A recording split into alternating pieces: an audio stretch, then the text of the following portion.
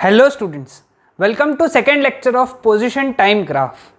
इस लेक्चर में हम लोग कुछ इंपॉर्टेंट ग्राफ्स पढ़ेंगे, पोजीशन टाइम रिलेटेड, उनका एनालिसिस करेंगे। ओके और एक न्यूमेरिकल जो दिख रहा है वो भी पढ़ेंगे और डिस्टेंस टाइम ग्राफ इसके बारे में भी पढ़ेंगे। Okay so will start with first numerical जो कि कल के कॉन्सेप्ट पे ही बेस्ड है। यहाँ पे एक पोजीशन टाइम ग्राफ दिया है, हम लोगों को एवरेज वेलोसिटी निकालना है बिटवीन दोज टाइम इंटरवल्स। ये ग्राफ ड्रॉ कर लो। ओके अच्छे से ड्रॉ कर लो, ये ग्राफ बहुत आसान सा ग्राफ है। ओके सबसे पहला इंटरवल है 0 to 2 सेकेंड्स। ठीक है, तो यही सॉल्व करता हूं मैं यहाँ पे इसको। तो अब फर्स्ट केस में एवरेज वेलोसिटी फॉर्मूला तो एक ही लगेगा, स्लोप। तो 0 to 2 सेकेंड्स में जो ग्राफ है, ये वाला ग्राफ, इसका तुमको स्लोप निकालना है। ठीक है, तो ये पॉइंट के कोऑर्डिनेट क्या हो गए, 0,0 कोऑर्डिनेट देखो क्योंकि ओरिजिन पे, और ये पॉइंट के कोऑर्डिनेट क्या हो गए 2,10 है ना। इसका x कोऑर्डिनेट 2, y कोऑर्डिनेट 10 ऐसा बोल सकते हैं हम लोग। ठीक है, तो स्लोप का फॉर्मूला क्या आएगा, y2 minus y1 upon x2 minus x1। y2 कितना है यहाँ पे 10, y1 कितना है 0, x2 कितना है 2 और x1 कितना है 0। तो ये आ गया 10 minus 0 upon 2 minus 0 which is 10/2 which is 5 metre पर सेकेंड। तो ये होगी average velocity between 0 to 2 seconds. आसान था, स्लोप निकालना था हम लोगों को। ओके सेकेंड केस में एवरेज वेलोसिटी, सेकेंड केस कौन सा है 2 to 4।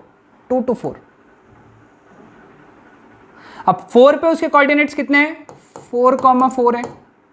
ठीक है, अब ये हो गया x2, ये हो गया y2, ये हो गया x1, ये हो गया y1। फॉर्मूला वही लगेगा y2 minus y1 upon x2 minus x1।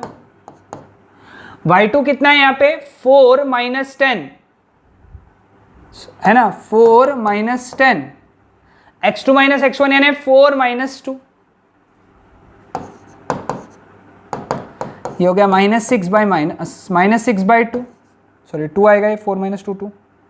तो इसका आंसर आएगा -3 मीटर पर सेकेंड। समझ में आया सेकेंड केस में एवरेज वेलोसिटी। ठीक है, थर्ड यहां लिखता हूं मैं,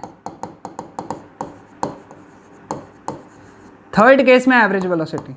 तो थर्ड टाइम इंटरवल क्या है 4 सेकेंड to 7 सेकेंड्स है ना। तो अब एक काम करेंगे, ये x1 x2 हटा देता हूँ, x1 x2 वगैरह है ना। अब यहाँ पे y कोऑर्डिनेट, इसके कोऑर्डिनेट्स कितने हैं, इसके कोऑर्डिनेट्स है 7, -8। ओके, तो अब हमारे लिए ये बन गया x2, ये बन गया y2, ये बन गया x1, ये बन गया y1 है ना। फॉर्मूला वही है, स्लोप यानी y2 माइनस y1 है ना अपॉन x2 माइनस x1।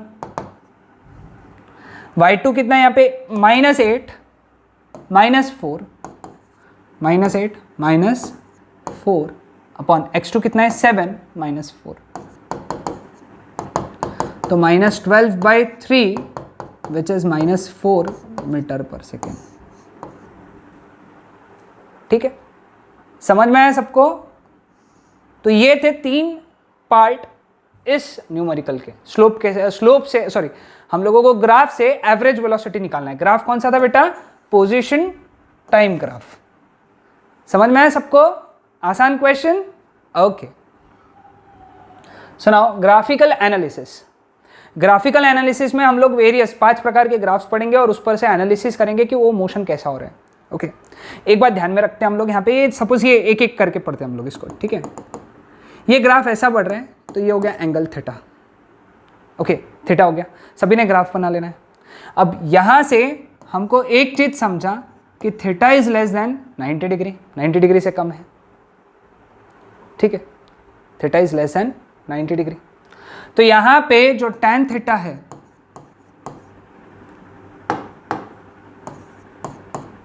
वो पॉजिटिव है। tan थीटा यानी क्या हो गया, स्लोप पॉजिटिव है। लेकिन जो स्लोप होता है इस ग्राफ का, जो स्लोप होता है पोजीशन टाइम ग्राफ का जो स्लोप होता है उसको हम लोग क्या बोलते हैं, वेलोसिटी। तो इसका मतलब वेलोसिटी पॉजिटिव है, वेलोसिटी इज पॉजिटिव। ठीक है, समझा यहाँ तक? Okay, so now velocity positive है और ये स्टार्टिंग में जब t इज इक्वल टू 0 था इसकी इनिशियल पोजीशन थी x0, मतलब the particle is not at origin, particle is initially not at origin, है ना, क्योंकि जब टाइम 0 है तो पार्टिकल की पोजीशन x0 है। हाँ, ग्राफ अगर ऐसा रहता था तो हम लोग बोल सकते हैं पार्टिकल इज एट ओरिजिन, लेकिन ग्राफ ऐसा नहीं है, है ना, तो particle is not at origin और उसकी वेलोसिटी बढ़ रही है। ओके, वेलोसिटी पॉजिटिव है, सॉरी वेलोसिटी पॉजिटिव है, बढ़ रही है नहीं, वेलोसिटी पॉजिटिव है। पॉजिटिव है यानी particle is moving along positive x axis. ठीक है, तो ये बात हम लोगों ने इस ग्राफ से समझी। सभी को समझ में आया ये चीज? आसान कॉन्सेप्ट। तो ये था हमारा पहला ग्राफ। दूसरा ग्राफ, ठीक है, क्लियर है? दूसरा ग्राफ ऐसा नीचे जा रहा है, ये थीटा है, लेकिन देखो ये हमारा रेफरेंस रहता है। जब तुम थीटा नीचे गिनते ना तो थीटा निगेटिव है, थीटा इज निगेटिव। तो tan थीटा जो है ना that is negative, theta negative है। थीटा निगेटिव क्यों है? क्योंकि जब तुम थीटा गिनोगे तो तुम ये लाइन से नीचे जा रहे हो, मतलब नीचे जा रहे हो। जब तुम थीटा इधर गिनते हो पॉजिटिव, इधर साइड गिनते हो तो वो पॉजिटिव, जब तुम नीचे जाते हो तो वो है निगेटिव। तो tan थीटा निगेटिव है, इसका मतलब स्लोप ये भी निगेटिव है।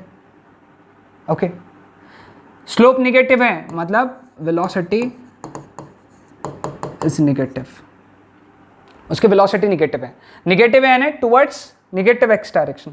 ओके, अब स्टार्टिंग में जब t 0 है तो पार्टिकल की पोजीशन क्या है? x0। सो इनिशियली यानी at t is equal to 0 particle is not at origin,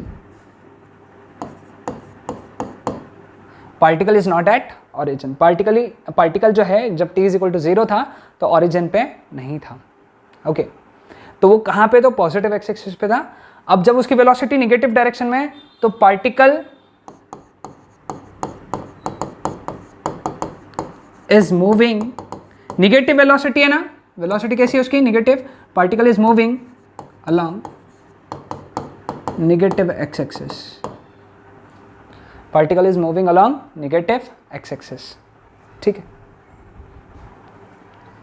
ना ये वाला ग्राफ, इस केस में थीटा ये है। ओके, थीटा इज डेड ऐसे, तो again theta is positive and less than 90 degree, तो tan थीटा जो है ये पॉजिटिव है। पॉजिटिव है ना, क्योंकि जब तुम थीटा गिन रहे हो तो तुम इस डायरेक्शन में जा रहे हो, उल्टा जा रहे हो, एंटी क्लॉकवाइज जा रहे हो, तो पॉजिटिव। tan थीटा पॉजिटिव है तो स्लोप भी पॉजिटिव है, स्लोप पॉजिटिव है मतलब वेलोसिटी पॉजिटिव है, वेलोसिटी पॉजिटिव है मतलब particle is moving, particle is moving along positive x axis. ठीक है, अब जब t इज इक्वल टू 0 है, पार्टिकल की पोजीशन माइनस x0 है, तो इनिशियली मतलब at t is equal to 0 particle is on negative x axis, या particle is situated at negative x axis, यानी निगेटिव एक्स एक्सिस की तरफ है और वो पार्टिकल इधर ऐसा जा रहा है। समझा ना तुमको?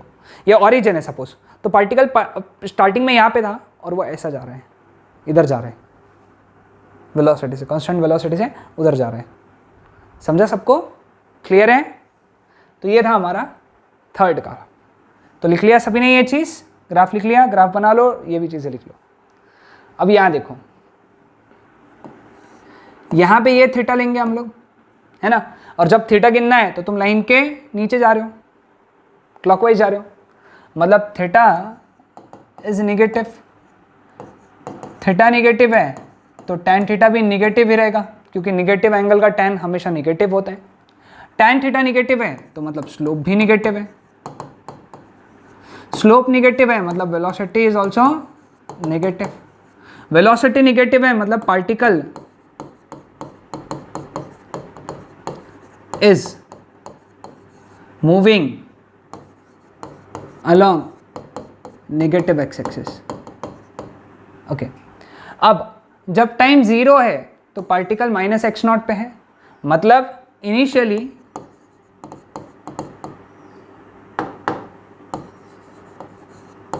मतलब at t is equal to 0 particle is situated on negative x axis, है ना। मतलब ये ऑरिजिन है, पार्टिकल नेगेटिव एक्स एक्सिस पे है और अब वो उधर ही जा रहा है। पिछली बार पार्टिकल इधर था और इधर आ रहा था, अब ये इधर जा रहा है। ओके, समझा? Clear with this? ओके, ये ग्राफ है, इंटरेस्टिंग ग्राफ है। Okay, interesting graph. तो अब यहां से जब टाइम 0 है ना, तो पार्टिकल एक्स नॉट पे है, तो इनिशियली यहां पे पहले लिख देते हैं, इनिशियली यानी t is equal to 0 particle is situated on positive x axis. ठीक है, ये पॉइंट लिखा सबने? हाँ, फिर ये नीचे जा रहा है। ओके, नीचे जा रहा है। ओके, नीचे जा रहा है मतलब स्लोप इज नेगेटिव, है ना। नीचे जा रहा है मतलब स्लोप जो है, इसको मैं टाइम t1 बोल देता हूँ। ओके, और इसको मैं बोल देता हूँ t2। So from 0 to t1, ये टाइमिंग में 0 से लेकर t1 में स्लोप जो है निगेटिव हो रहे हैं, निगेटिव है, नीचे जा रही है ना ग्राफ, ग्राफ नीचे जा रही मतलब निगेटिव स्लोप, ग्राफ ऊपर जा रही मतलब पॉजिटिव स्लोप। लेकिन स्लोप भी जो है निगेटिव में भी स्लोप डिक्रीजिंग है, निगेटिव एंड डिक्रीजिंग। ओके, ये पॉइंट लिख लो, slope is negative and decreasing. तो therefore velocity is negative and decreasing. Velocity negative है और डिक्रीजिंग, यानी पार्टिकल यहाँ पे था पहले एक्स नॉट पे, ये ऑरिजिन एक्स नॉट पे, उसकी वेलोसिटी नेगेटिव थी और वो डिक्रीज हो रही है। नेगेटिव थी यानी नेगेटिव एक्स एक्सिस की तरफ थी। Particle is velocity is negative यानी इधर के डायरेक्शन में थी, इधर के डायरेक्शन में थी, यानी पार्टिकल इधर था, उसकी वेलोसिटी इधर थी, लेकिन वो कम कम होती जा रही थी, -4, -3, -2, -1, है ना। फिर बाद में एट t1 स्लोप भी 0 हो गया, मतलब वेलोसिटी 0 हो गई, है ना। स्लोप 0 हो गया यहाँ पे, क्योंकि ये टच हो गया ना इसको। अब 0 भी हो गया, टच भी हो गया, तो पोजीशन भी 0 हो गया, पोजीशन इज ऑल्सो 0, है ना, क्योंकि यहाँ पे आ गया ना, तो x की वैल्यू 0 हो गई ना, यहाँ पे x की वैल्यू यहाँ पे 0 हो गई, मतलब वो आ गया पार्टिकल इज एट ओरिजिन।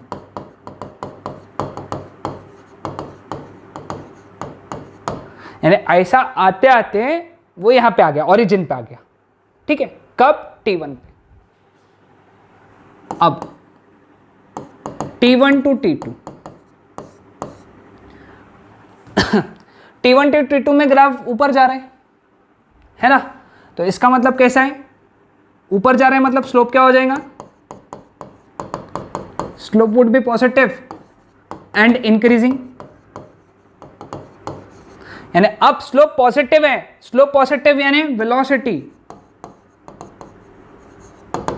ये भी पॉजिटिव होगी एंड इंक्रीजिंग होगी, है ना। यानी पार्टिकल अब इधर जा रहे हैं, वेलोसिटी पॉजिटिव, जब भी ध्यान में रख लेना ना, वेलोसिटी पॉजिटिव हुई इसका मतलब वो पॉजिटिव एक्स एक्सिस की तरफ जा रहे हैं, वेलोसिटी नेगेटिव हुई इसका मतलब वो नेगेटिव एक्स एक्सिस की तरफ जा रहे हैं। Okay, velocity positive, positive x axes, velocity negative, negative x axes. Okay, समझ में? यानी ये क्या हुआ होगा, सपोज ये ओरिजिन है, पार्टिकल यहाँ पे था, पहले सन स्पीड से आया, फिर स्पीड धीरे धीरे होते गई यहाँ पे रुक गया, फिर यहाँ से टर्न ले लिया और अब स्पीड बढ़ रही है, कंटिन्यूस बढ़ते जा रही है, अब वो उधर जा रहा है वापस। तो ये उसका ग्राफ है। समझ में आया सबको? क्लियर है? हाँ, ओके। नाउ लास्ट पार्ट आज का, distance time graph from displacement और पोजीशन टाइम ग्राफ। ये पोजीशन टाइम ग्राफ या फिर displacement time graph, position time graph का दूसरा नाम है डिस्प्लेसमेंट टाइम ग्राफ। तो इससे हम लोगों को डिस्टेंस टाइम ग्राफ निकालना है। अब एक बात ध्यान में रखना, डिस्टेंस कभी भी निगेटिव नहीं हो सकता है। ओके, तो उसका ग्राफ कभी भी नीचे नहीं जाएगा, हमेशा ऊपर ही जाएगा। यहां पे ग्राफ जा रहा है नीचे, ये वाले सेक्शन में है ना। तो इससे हम लोग डिस्टेंस टाइम ग्राफ कैसे बनाएंगे? देखो, ये टाइम हो गया, ये डिस्टेंस हो गया। पहले पार्ट में कोई प्रॉब्लम नहीं है क्योंकि पहला पार्ट में ऊपर ही आ रहा है। ध्यान से समझना इस चीज को। इसको मैं बोल देता हूं T1, इसको बोल देता हूं T2, ठीक है। फिर T1 से T2 में वो निगेटिव जा रहा है, लेकिन मैंने पहले बताया वो डिस्प्लेसमेंट है इसलिए निगेटिव जा सकता है, स्लोप नीचे जा रहा है ना, मतलब निगेटिव जा सकता है, बट डिस्टेंस है तो वो पॉजिटिव ही रहेगा। तो एक बात ध्यान में रखो यहाँ पे यहाँ पे क्या करो, जो भी ग्राफ है उसका मिरर इमेज लो। क्या लो? Mirror image. तो इसका मिरर इमेज आएगा इस तरीके से, है ना, ये इसका मिरर इमेज आएगा इस तरीके से, तो वैसा बना दिया, ठीक है। अब वापस उसने h से 0 आया, h से 0 आया, इसका मतलब ये होना चाहिए, और h के आगे h से 0 यानी डिस्टेंस कितना कवर हुआ? h हुआ ना, तो h के आगे h यानी 2h, T1 से T2। समझा? तो यहाँ पे अपन क्या कंसेप्ट पढ़े कि जो निगेटिव वाले पार्ट है उसका मिरर इमेज ले लो, तो वो पॉजिटिव बन के डिस्टेंस बन जाएगा।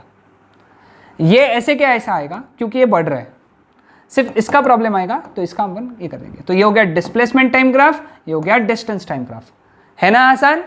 तो ये था हमारा आज का टॉपिक। ओके, सो इतनी बातें ध्यान में रखना है और इतनी चीज़ों को अच्छे से समझ के अपने नोट्स में लिख लेना है। Okay, that's it.